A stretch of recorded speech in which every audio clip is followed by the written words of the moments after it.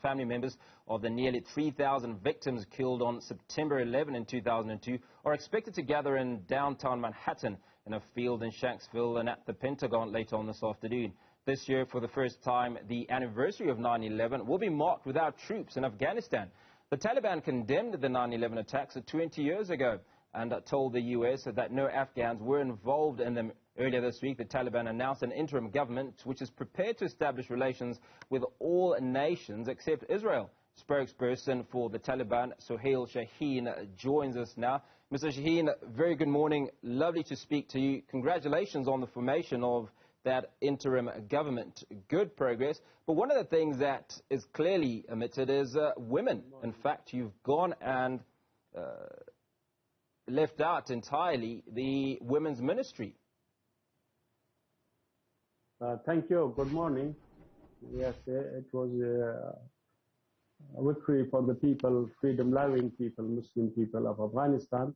We fought for 20 years for our liberation.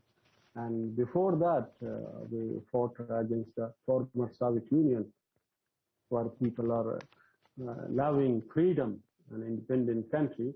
And we offered in the way of freedom about 2 million people in the last 4 decades.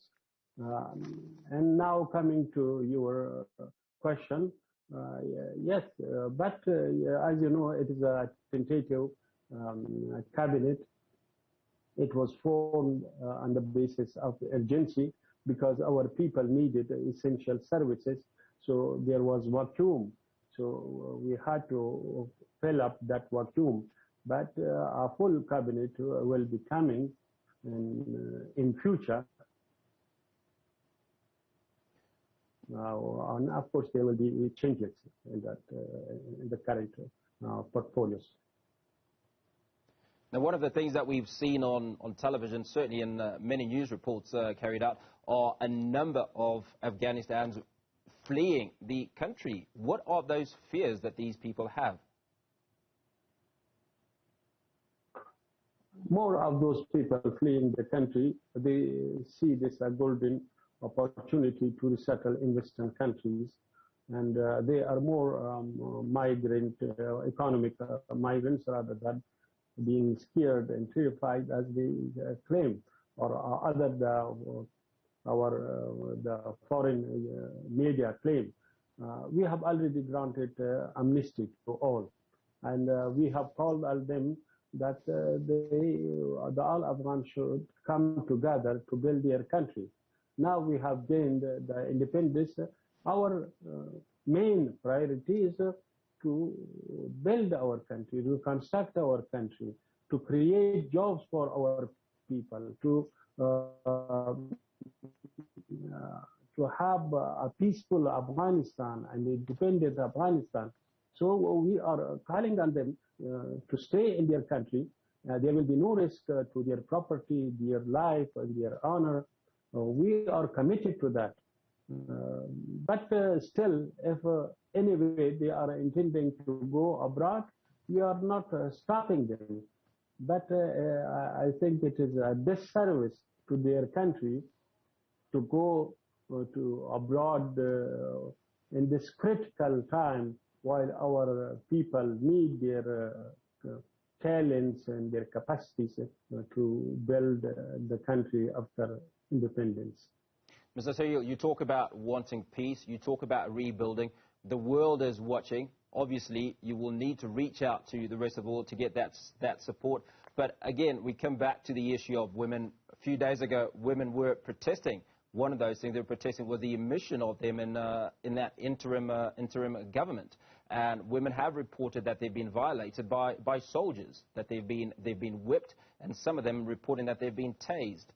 What impression does this send to the outside world? No, it is not that they were tased. The Ministry of Interior announced if any women want to stage demonstration, they can.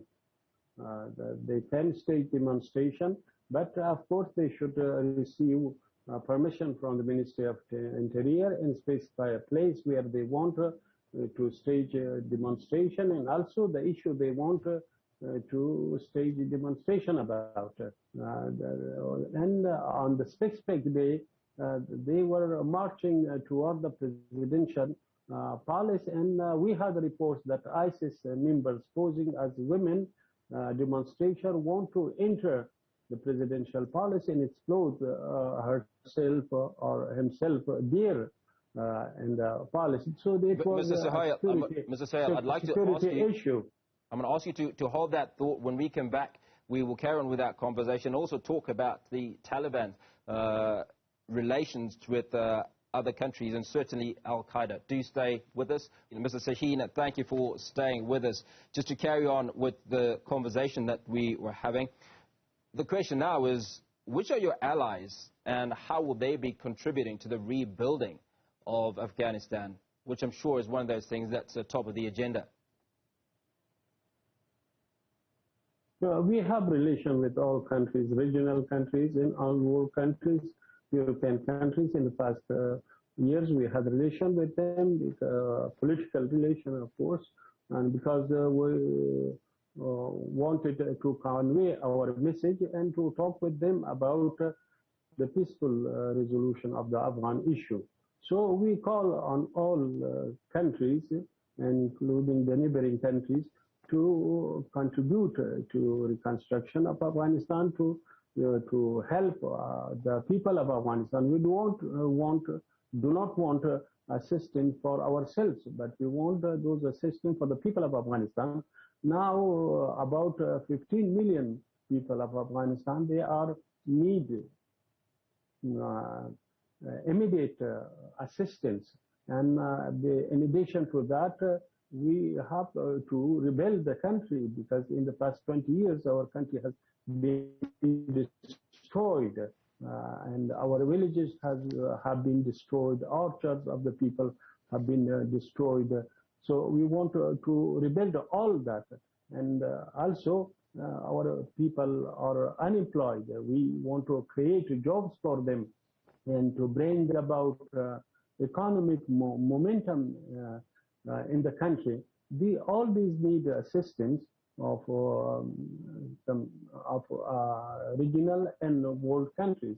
So we hope they come forward to help the people of Afghanistan in this crucial time. Now let's talk about the plan and process to rebuild Afghanistan, including engagement of the international community. What does that process look like? Because I can imagine that 20 years that you speak of, destruction volumes not witnessed in many other places in the world will be huge. And in order to inspire the Western world, there's got to be a plan. What is that plan?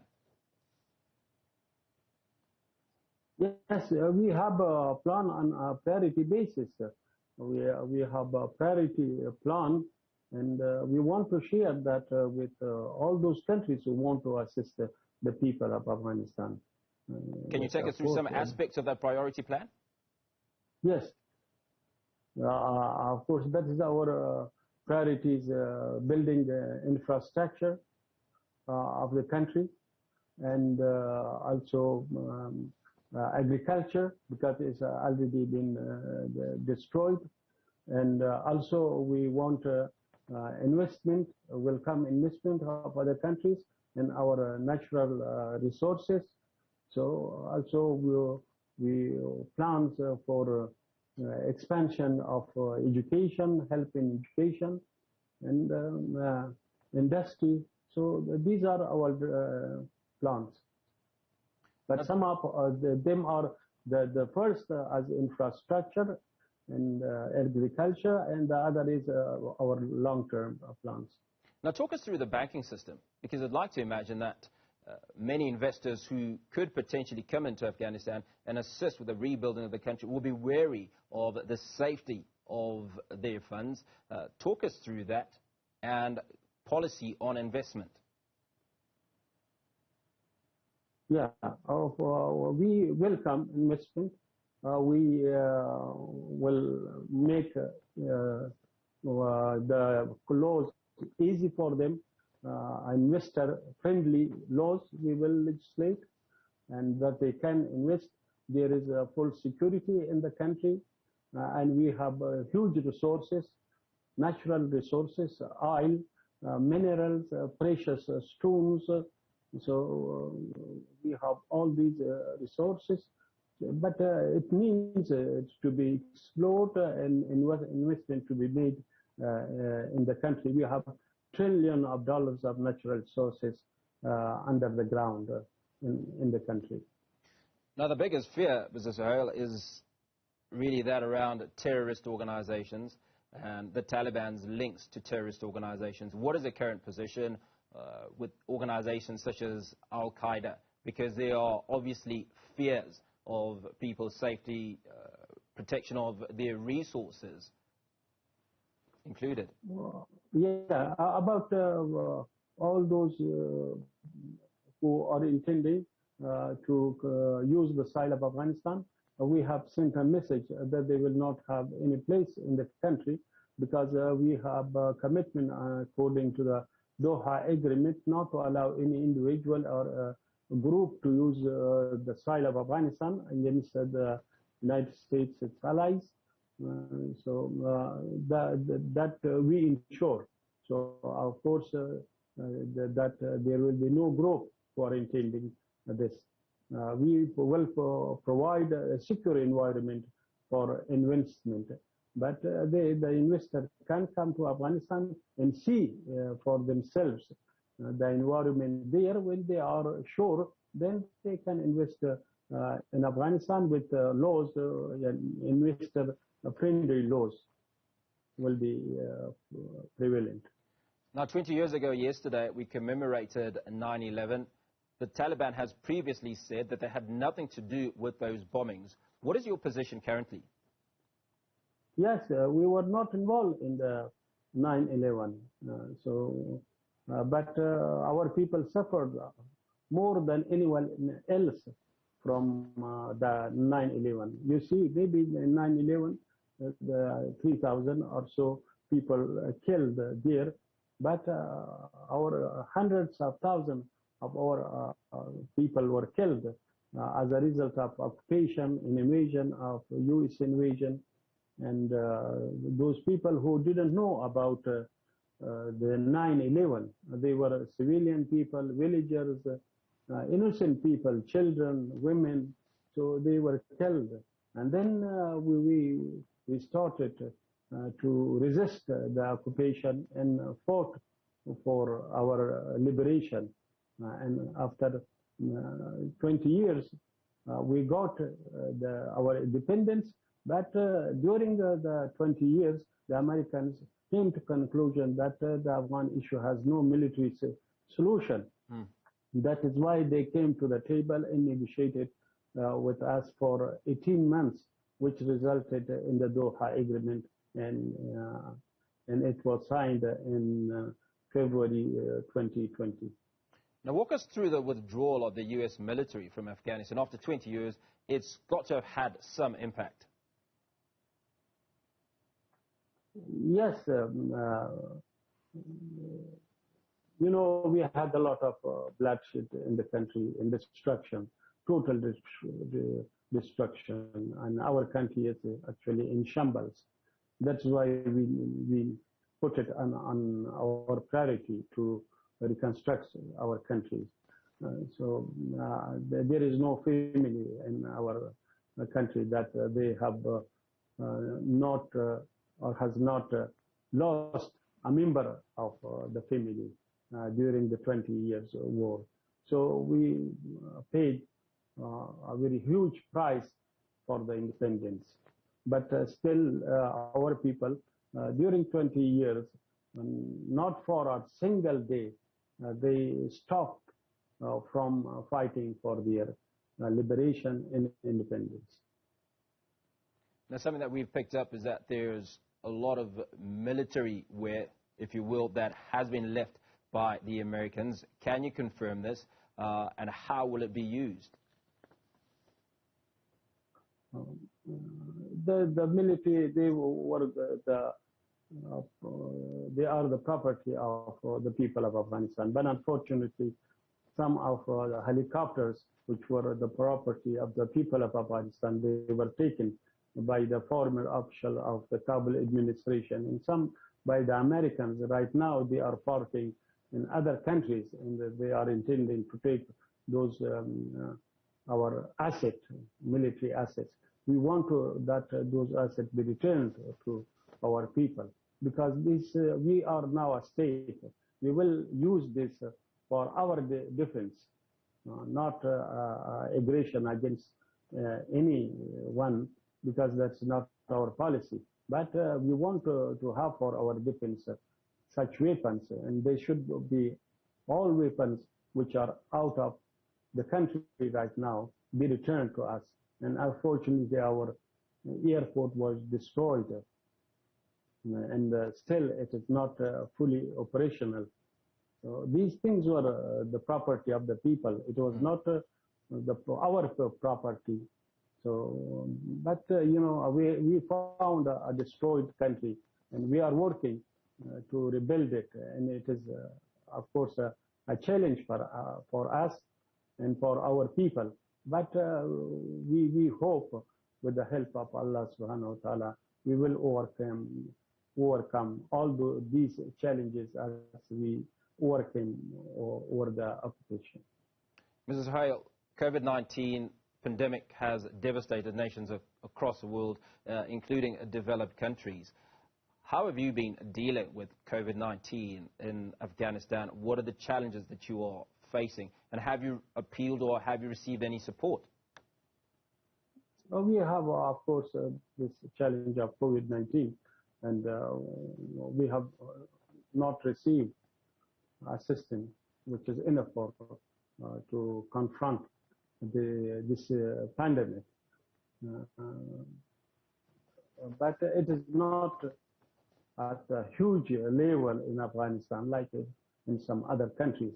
But still, its level is very high in the Kabul city and some other cities. But in rural areas, the level is low. But in cities, we have a very high level, and we need assistance. So far, we have not received enough medicine for that. Now, I've noticed that I read that the Chinese have pledged a certain amount of 3 million doses of COVID-19, as well as humanitarian aid. Are you not aware of that pledge? And secondly, the question around humanitarian aid, what is the situation there? What support are you requiring? Are you able to give it a value, a dollar term? Yes, I know about that aid, and we are thankful for that. But still, Afghanistan is a big country with 40 million population, so there is more need for assistance in all those humanitarian work assistance and humanitarian assistance, as well as medical assistance to treat COVID-19 disease. So there is a huge need. Now, in the last few weeks, there have been a number of car bombings that have occurred in Kabul. Can you guarantee safety of these organizations and countries that would like to give some form of support? No, there was no bombing in Kabul, except the one bomb at the Kabul airport. It was carried out in a Bay Gate, which was controlled by the U.S. forces, and former Afghan Special 401. They were in their control. It was carried out there by ISIS member, and also that it was the responsibility was accepted by them. And after that, there is no car explosion or bombing. We have secured all the city. Mr. Suhail, thank you so much for your time.